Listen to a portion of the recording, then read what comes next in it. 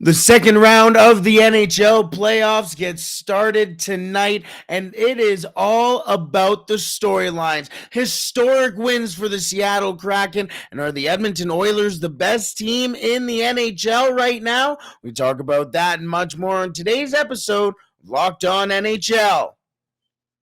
You're Locked On NHL, your daily podcast on the National Hockey League. Part of the Locked On Podcast Network, your team every day.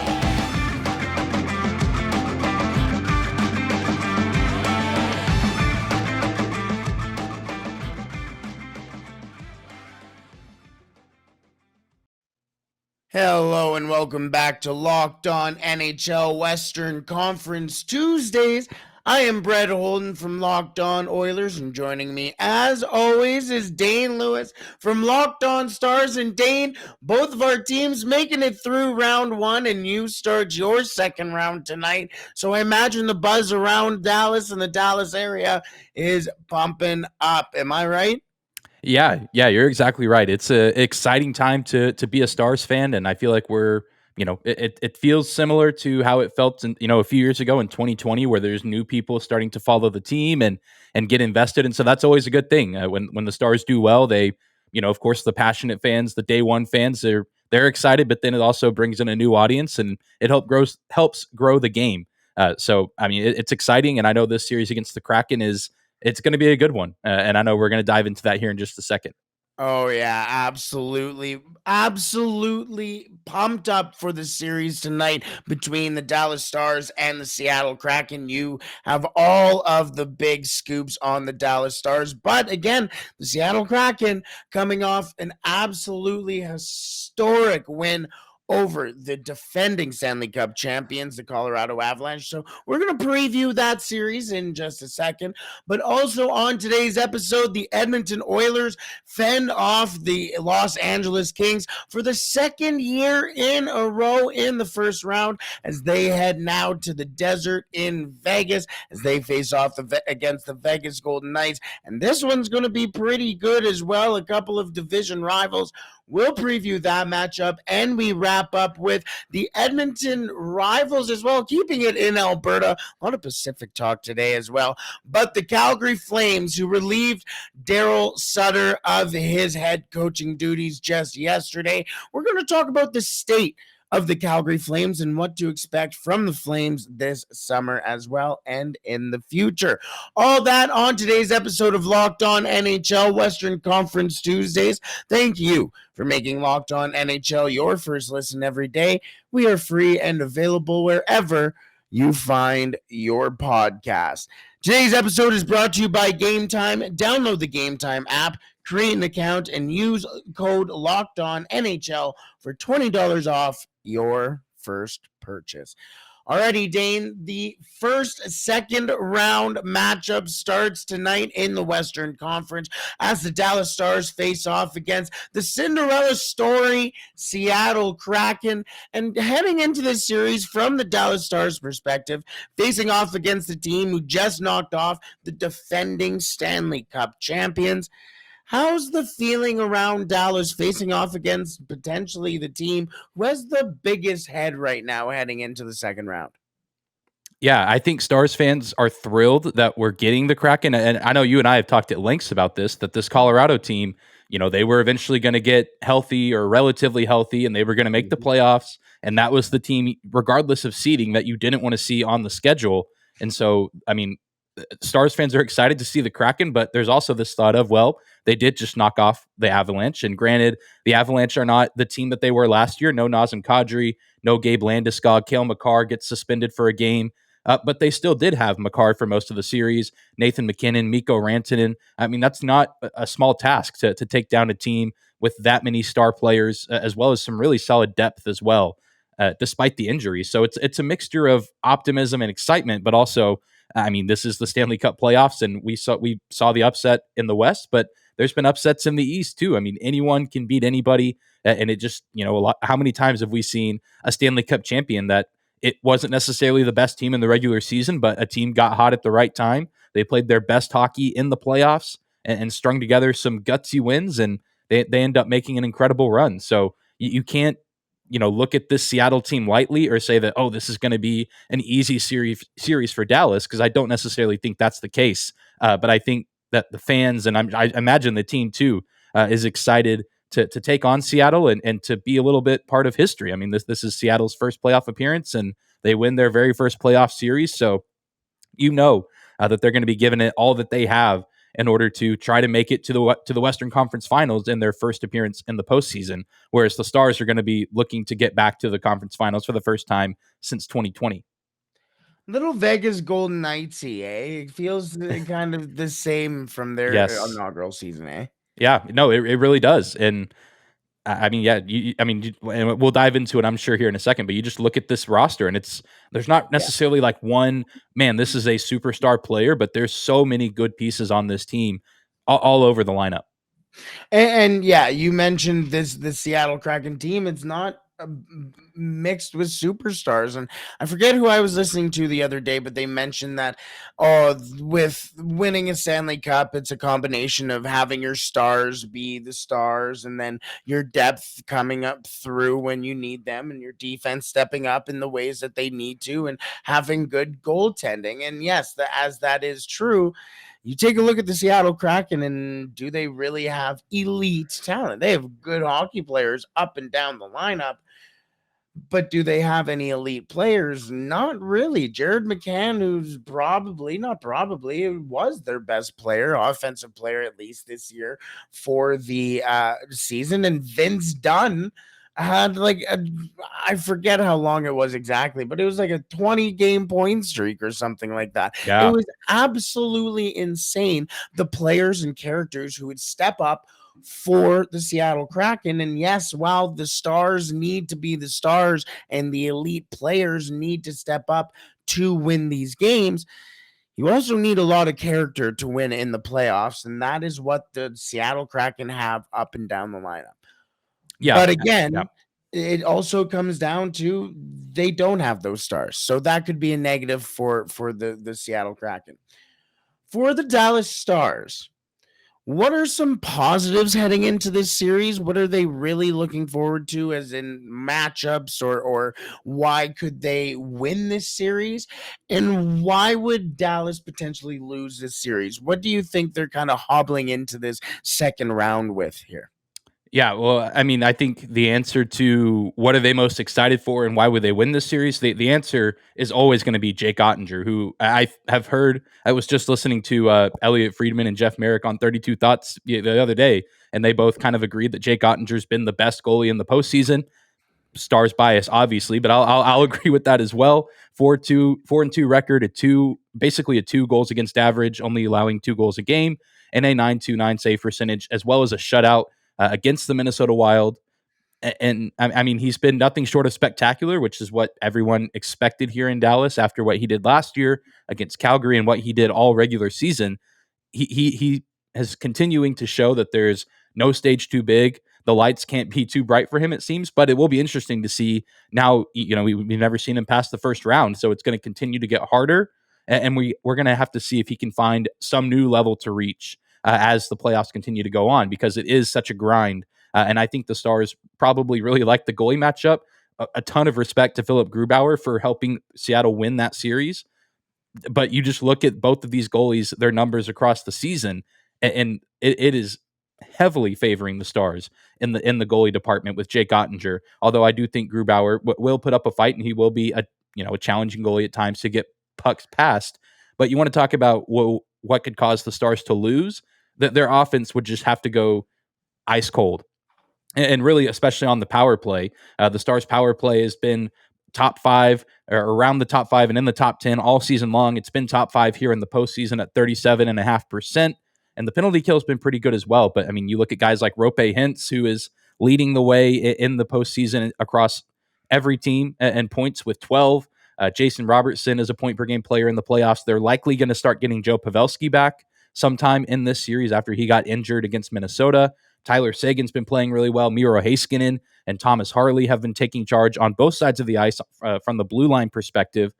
I mean, it would just really take like an all-time collapse offensively for the Stars to lose, because, I mean, you just look at some of the numbers in Seattle. They don't win as many faceoffs as the Stars. They don't necessarily get as many shots on goal as the Stars, at least through the first round of the playoffs. And so, I mean, you look at a lot of these numbers and everything seems to lean towards the Stars, which doesn't mean it's going to be a win, but it would just have to take the Stars not playing like themselves, which I don't think they're going to do. I think the leadership and the veteran presence is too strong on this team for them to get distracted or for them to lose sight of what has made them successful all season.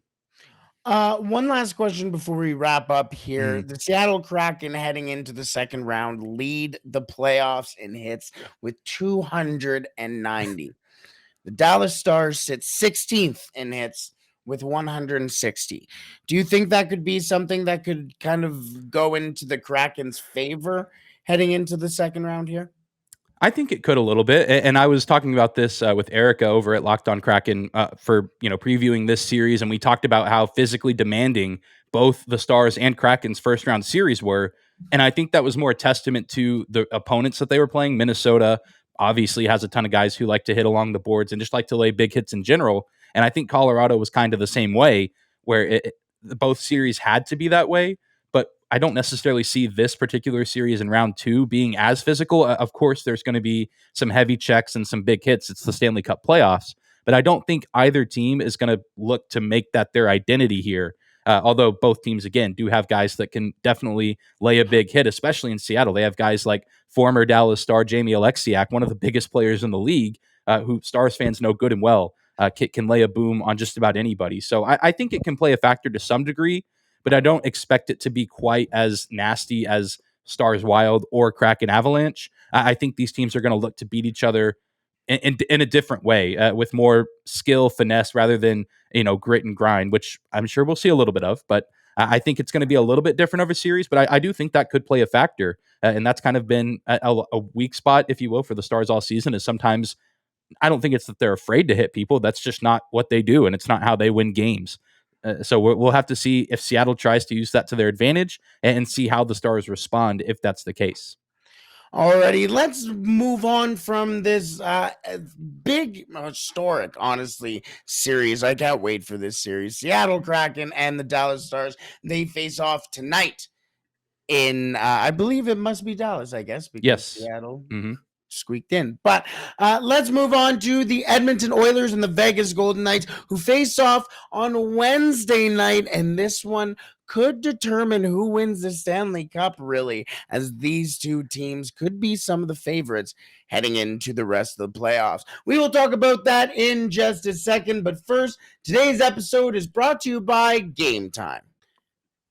Dane, I have been using Game Time for a long time now, and so much so that a couple years ago, I was able to go see a game in Anaheim, Orange County, at the Honda Center, the Duck Pond, and that stadium is absolutely unbelievable. But unfortunately, Dane, that was only a regular season game because this isn't the middle of the 2000s, and the Anaheim Ducks aren't very good. So it was a regular season game.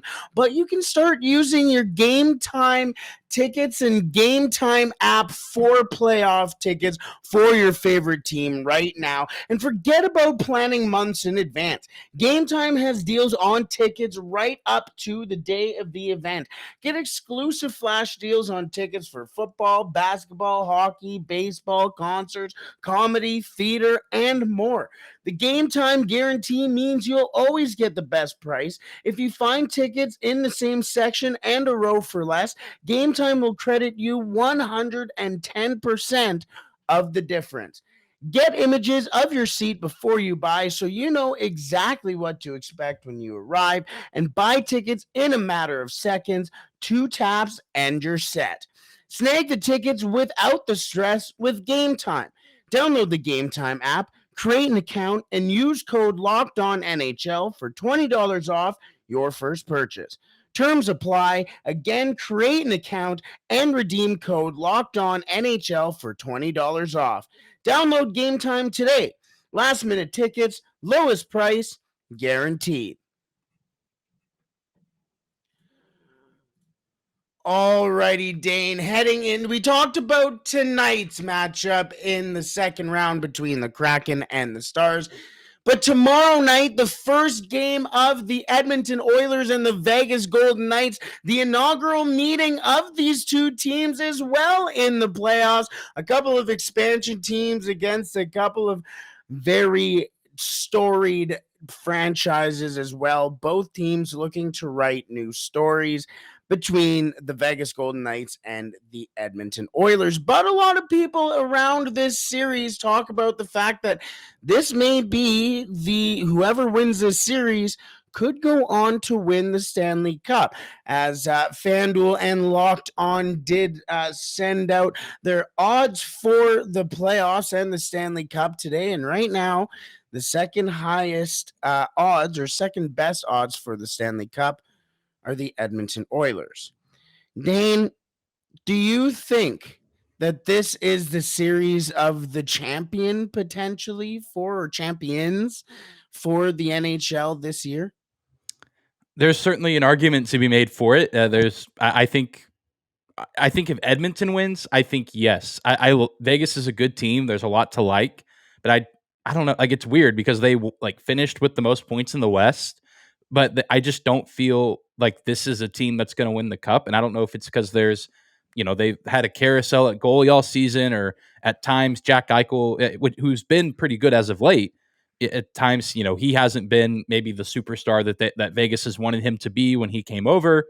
I don't know. Like, they're a good team. I think that they're going to make this series interesting against Connor McDavid and Leon Draisaitl and the rest of the Oilers team. It was a 6-game series, but especially down the stretch of that Kings matchup, it just felt like it was all Oilers. And you're getting contributions from guys like Bouchard with 10 points. I think if Edmonton wins, there's a case to be made. And I don't know. I'm not convinced about the Vegas Golden Knights. And so I can see the argument for that. But I think, again, Dallas biased, but I think the Stars also have a great chance given their goaltender and given their depth. But I think that this is going to be a very telling series for either team. And it wouldn't surprise me, just given what we have seen from Vegas this year, if they make me eat my words and they come out and play a very solid series.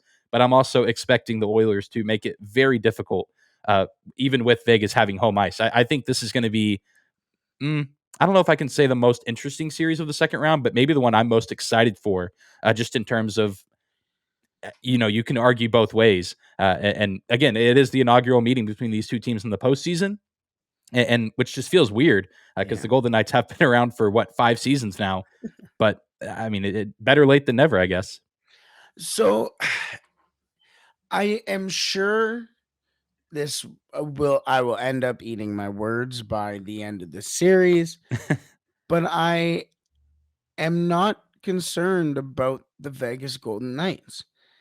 I was concerned about the LA Kings because I've seen how hard the Edmonton Oilers have played against the LA Kings this year, and they've put up hard fights, but against the Vegas Golden Knights, the Edmonton Oilers have had some pretty good games. In fact, the last time they played against each other, it was a 7-4 beating for the Edmonton Oilers, and the fourth goal only came in the last minute of the game. It was a very late goal, and it was whatever goal. Even Vegas didn't really celebrate the goal. The last loss, however, for the Edmonton Oilers this season did come to the hands, or by the hands, of the Vegas Golden Knights in overtime on March 11th. Or excuse me, March 11th was the last regulation loss for the Edmonton Oilers, which happened to be against the Toronto Maple Leafs, who are still in the playoffs. But the Edmonton Oilers have been getting contributions from people other than Connor McDavid and Leon Draisaitl. Leon Draisaitl and Connor McDavid both lead the Edmonton Oilers, or 1-2 in points for the Edmonton Oilers. In fact, Connor McDavid is tied with Evan Bouchard with points right now, which is unbelievable. Leon Draisaitl with 11 points as well, and at one point was on the ice for all 14 of the Edmonton Oilers goals earlier on in the series. But then you take a look at what happened in Game 6 and in Game 5 and even in Game 2. It was the depth for the Edmonton Oilers, who showed up and won the games for them. In game 6, Klim Kostin, 2 goals in that game, and both of those goals would take the lead for the Edmonton Oilers or extend the lead for the Edmonton Oilers. They led the entire game in expected, or it was second in the game in expected goals at 6.38, and he leads the Edmonton Oilers this in the playoffs as well in goals for per 60 minutes. He has been, and in game 4, he only played 3 minutes and 38 seconds. He has been a player who has stepped up and taken every single opportunity and took advantage of it. Nick Bukestad in game 5, scoring 2 goals for the Edmonton Oilers there. Kailer Yamamoto scoring the game-winning goal and series-winning goal for the Edmonton Oilers. It has been the depth, and still the Oilers haven't even seen major contributions, especially at 5-on-5, from Ryan Nugent-Hopkins, who scored 104 points this year. They're doing it without their stars. And just wait until Connor McDavid or Leon Draisaitl absolutely blows up in this series. And we've already seen Draisaitl step up this series, but Connor McDavid still kind of weirdly a step behind despite having 10 points in 6 games. But I think the interesting part about this series is the battle between the pipes. 2 goaltenders who have played for, have a Bakersfield Condors connection.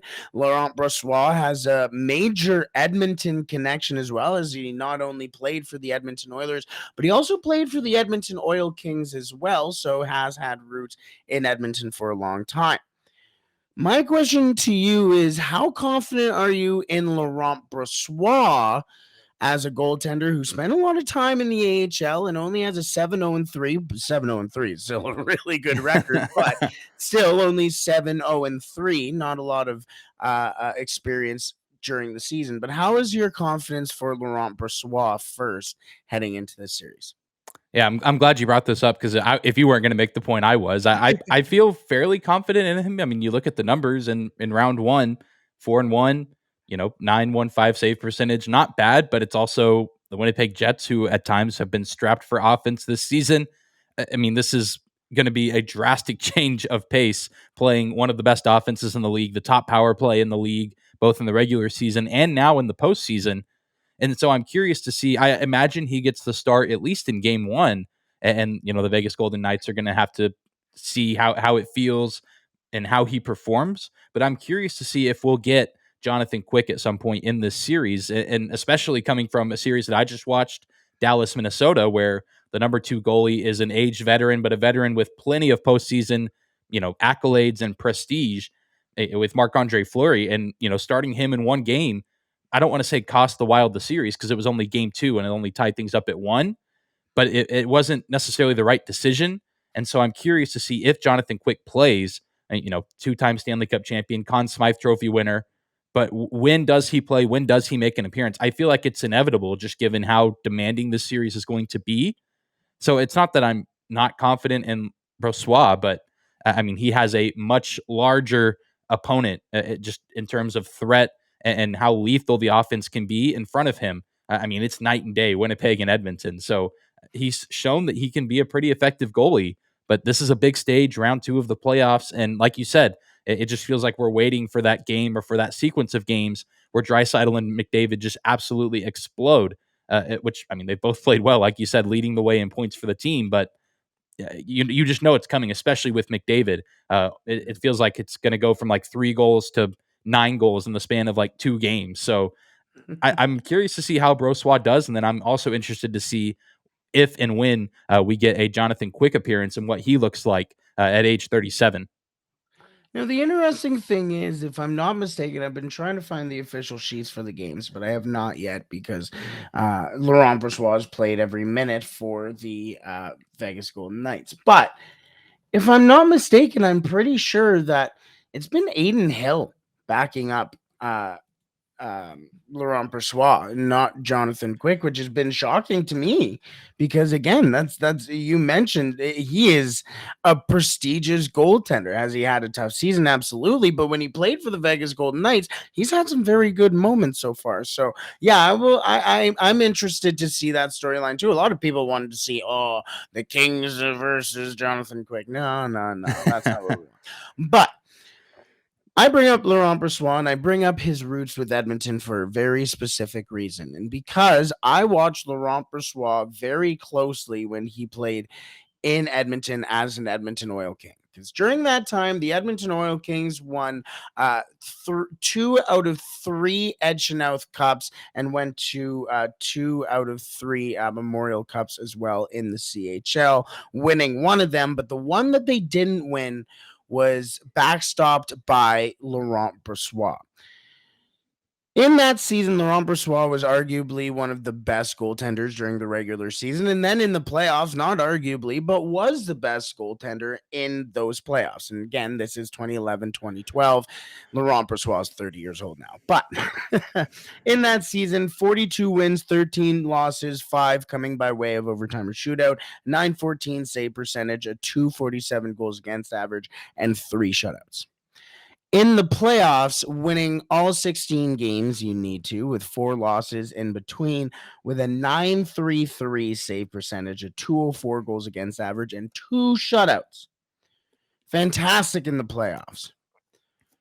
But then the spotlight came down on Laurent Brossoit and the Edmonton Oil Kings, went to Shawinigan, and they were one of the favorites to win the Memorial Cup that year. At the Memorial Cup, Laurent Brossoit went 1-3-0 with an 871 save percentage and a 404 goals against average. The following year, they would go up against the Portland Winterhawks, who they played in the season before to go to the Memorial Cup. And in Laurent Brossoit's swan song to go back to the Memorial Cup after having another phenomenal season, including a .935 save percentage, he would lose in 6 games, 5-1, and the Portland Winterhawks would go on to the Memorial Cup and win the WHL. I bring that up because I will never forget Laurent Brossoit being not able to close out a massive game. And yes, Laurent Brossoit down the stretch has been one of the best goaltenders in the league, top 10, if not top 5 since March 1st. But if the light starts flashing on Laurent Brossoit, I wouldn't be surprised if it really starts to rain down on Laurent Brossoit. Cue Alan Walsh and his little visual with Vegas Golden Knights goaltenders. Alrighty, this is going to be a fun series as well. I can't believe the amount of unbelievable storylines we have heading into the Stanley Cup and the Stanley Cup finals, because none of these teams have won the Stanley Cup. The closest or the most recent team in the playoffs to win a Stanley Cup right now who could win it, the Carolina Hurricanes, who won it 17 years ago against the Edmonton Oilers. One team who was actually in the Stanley Cup final the year before the Edmonton Oilers and have not seen the Stanley Cup finals since in 2004 was the Calgary Flames. And the coach who was behind the bench back then, Darryl Sutter. The coach who will no longer be behind the bench for the Calgary Flames next season is also Darryl Sutter. We talk about the state of the Calgary Flames in just a second. But first, today's episode is brought to you by Athletic Greens. Our next partner has a product I use literally every day. I started using AG1 because I wanted to better my gut health, optimize my immune system, and I wanted to do so in a way that didn't use a whole bunch of pills and supplements. And that is exactly what I get with AG1. So what is this stuff? With one delicious scoop of AG1, you're absorbing 75 high-quality vitamins, minerals, whole food source superfoods, probiotics, and adaptogens to help you start your day right. This special blend of ingredients supports your gut health, your nervous system, your immune system, your energy, recovery, focus, aging, all of the things. Plus, it's lifestyle friendly. Whether you eat keto, paleo, vegan, dairy-free, or gluten-free, it is all good for you.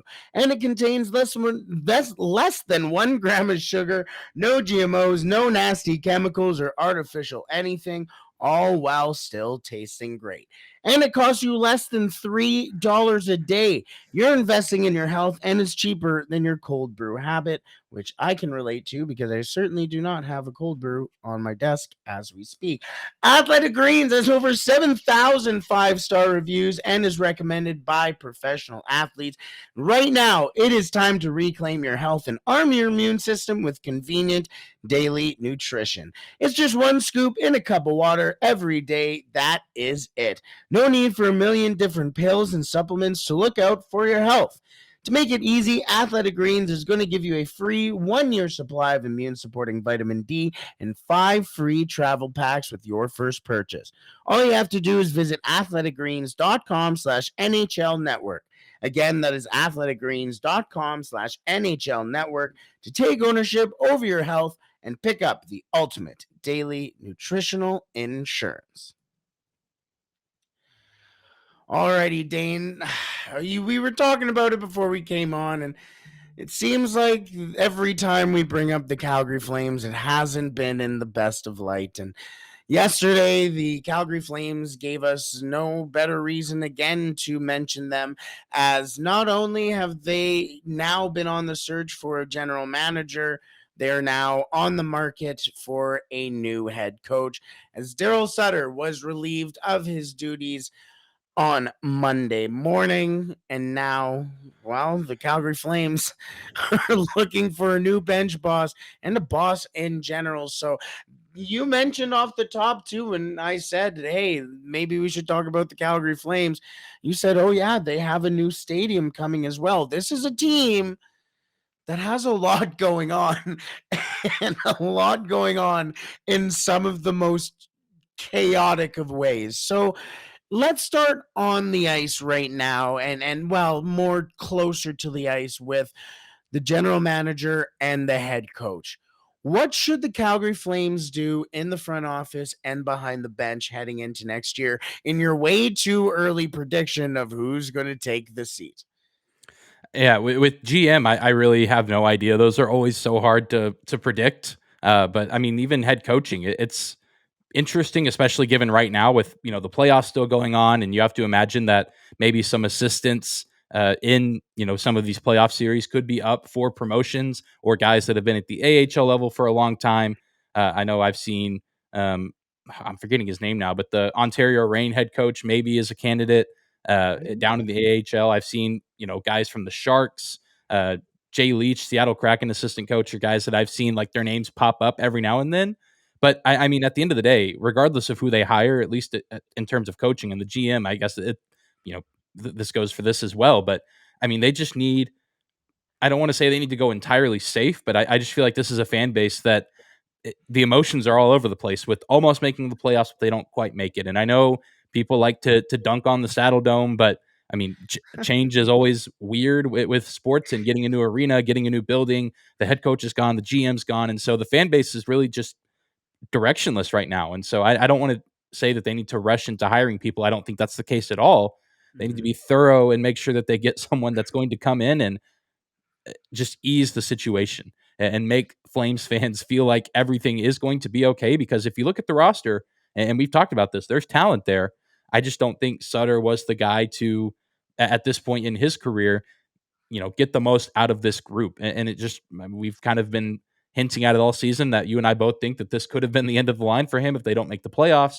And here we are. So, it's hard to say as of right now who the favorites are. One, because the firing resignment, I guess, of Darryl Sutter is so recent, and there's still so many potential candidates that are still coaching that are focused solely on their team that they're with right now. And it's hard to say, but it is a confusing and I'm sure chaotic time in Calgary for sure. Yeah. You mentioned the Saddle Dome. I have to be honest. I went to the Saddle Dome as recent. I've been to the Saddle Dome a couple of times. I went to the Saddle Dome as recently as St. Patrick's Day this year for an NLL lacrosse game, which was unbelievable. I'm a Rush fan. Saskatchewan Rush versus the Calgary Roughnecks. Great game. But that stadium is well past its dues. In fact, we got to the wrong, you couldn't find where we were supposed to sit. It was behind a wall after you got to a certain place. It's not the best constructed arena. It's an experience. You need to go there for sure if you're a hockey fan. But Calgary needed a new place, especially considering how attractive of a city that Calgary is. You talk about the Stampede and talk about how beautiful it is. It's right by the mountains. It is a great city to great nightlife, everything. It's a really nice city. But the Saddle Dome has always been there for a very long time. But yes, I agree. They shouldn't rush into the decision as to who's going to take over, but the draft is sooner than later, and you need to start making plans as to what your team is going to look like next year. And what if, in the off chance that they do win the lottery, not win the lottery as so much as, oh, okay, you get first overall, but you can be considered winning the lottery if you go from wherever the Flames are to 3. That's still winning the lottery. You still moved up X amount of spots. And that is still a team altering pick right there. This is a really good draft. How about for the coaching staff? I want to throw this to you. The number one person that I am concerned about when hiring the next coach for the Calgary Flames is Jonathan Huberdeau, who had a historically bad drop off in points, the worst drop off in points in NHL history. You need to bring in somebody who's going to utilize that guy. Bring him back, as Jeff Merrick said. I believe it was Jeff Merrick said, bring him back from a 50-point guy to the 100-point guy that he was just last year. How about Andrew Burnett? He had all of the success with Jonathan Huberdeau last year, and Mackenzie Weegar, not even to mention him as well, brought a team that not a lot of people expected the Florida Panthers to be as good as they were last year as well, and they were. So can Andrew Burnett, take over and potentially turn this team into a contender sooner than what other coaches may be able to do because of his experience with some of the players already that are supposed to have a starring role on the team? Mm-hmm. Yeah. Am I out to lunch here? I don't think so. And I mean, especially with Huberdeau, that's such an interesting case study because, I mean, obviously 21-22, like you said, historic 115 points, but I mean, he's been good other years. He had 92 points in 2018, 2019, 78 in 2019, 2020 before the season got shut down. So who knows what kind of heights he gets to there. Like there is so much potential with having Jonathan Huberdeau on your team. Only at age 30, I mean, he can do a lot for a team. And we saw that in Florida. It did not manifest itself year one in Calgary, but I think that Burnett is an interesting option for that reason because Huberdeau's not going anywhere. $10.5 million cap hit kicks in next season. Like he is going to be wearing that C on his jersey for a long time. And if he's going to be wearing it for that long, you got to find a way to get some semblance of the 92, 115 point Jonathan Huberdeau back because otherwise you're stuck in a really bad spot giving a ton of money to a guy who, I mean, you can't be paying $10.5 million a season for 55 points. It just can't happen. Yeah, I would sure hope not, because that would be absolutely insane. I do want to mention too, that was Marco Sturm, who's the head coach of the Ontario. That is, yes. I did not realize he was the head coach. When I saw his name pop up, I had to look it up 3 different times because I grew up watching Marco Sturm and I loved him. But 2 more things on the Calgary Flames before we wrap up today's episode, and mostly because you mentioned it just now with the Calgary Flames, but some of their players, and we heard Frank Cervalli say yesterday that 90% of the team, the organization, felt alienated by Darryl Sutter. This is going to be a team who needs to get the most out of their players, but also feel respected as well. This needs to be a coach as well who comes out there and puts out the players who are going to be the best they possibly can. But who's going to be on the team next year for the Calgary Flames? You take a look at some of these players, and Dylan Dubé probably on the team next year. Nazem Kadri was probably on the team next year, but Milan Lucic, is Mangiapane gone next year? Is Tyler Toffoli really good hockey player? And I'm not saying that he's doesn't have a fit on the team, but he probably has a good market as well for him.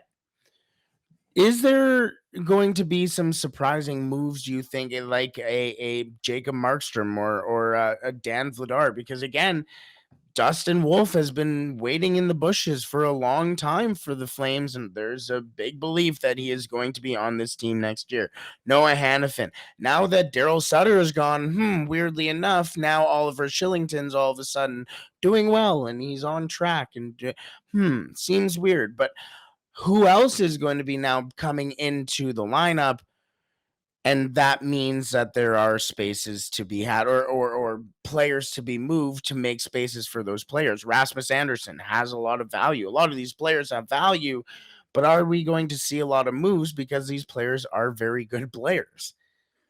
Yeah, I have no idea. And it's going to depend on who comes in as the coach and who they want to keep, who they want to hold on to, or what moves they want to make. And that's the worst part of this situation right now is that limbo scenario where you don't have the coach. He's been freshly removed from his duties and you don't really know what's coming next. And so I'm sure a lot of the players are also anxious to find out who's coming in and what kind of locker room manager they're going to be. Because, yeah, I think you said it right. I think Darryl Sutter, I don't want to say he ruined team chemistry, but I don't think he was helping the case either. So I think that's going to be big as well. And if the Calgary Flames front office knows what's good for them, that's what they're going to be looking for amongst a guy who can, win games, get results, and, get the most out of his players. It also needs to be a guy that can manage the locker room, build good relationships with the players.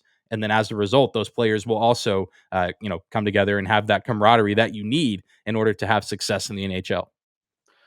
Final question for you, and this goes into a team who is still in the playoffs right now. And yes, we are Western Conference Tuesdays, so this does still relate to Western Conference, the Calgary Flames. But Matthew Tkachuk, we've seen the success that Matthew Tkachuk has had in the playoffs right now, and he said after the game, this is the greatest upset in NHL history. He's very happy about where he's at right now. Did the Calgary Flames do the wrong thing with trading Matthew Tkachuk? And not the fact that they traded Matthew Tkachuk because they needed to trade him. He asked for the trade, and that's understandable.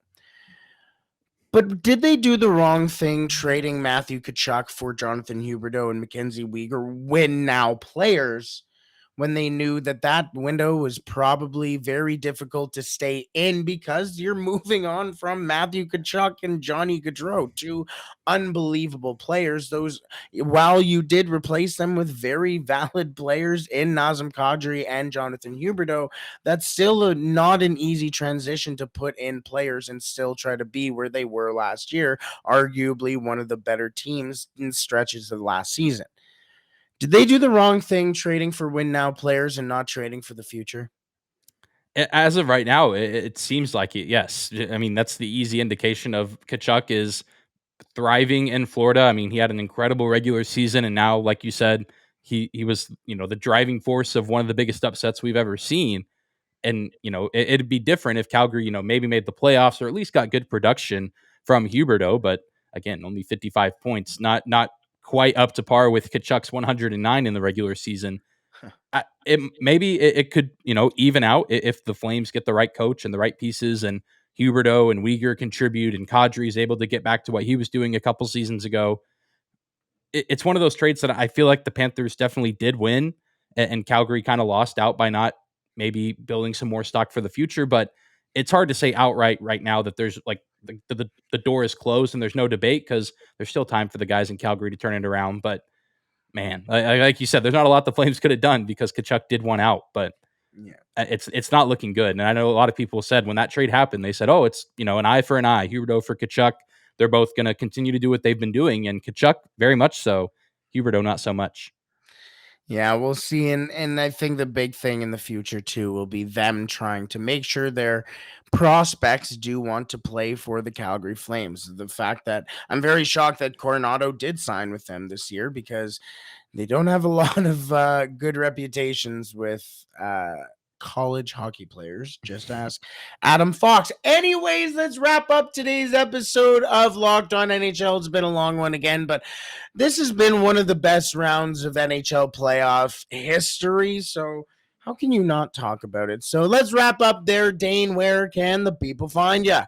Yeah, of course. Locked On Stars can be found anywhere you get your podcast, as well as on YouTube. And you can find me personally on Twitter at Dane_Lewis. I'll be tweeting and posting about everything Stars hockey related as they look to take on the Seattle Kraken and hopefully advance to the Western Conference Finals. Should be a ton of fun.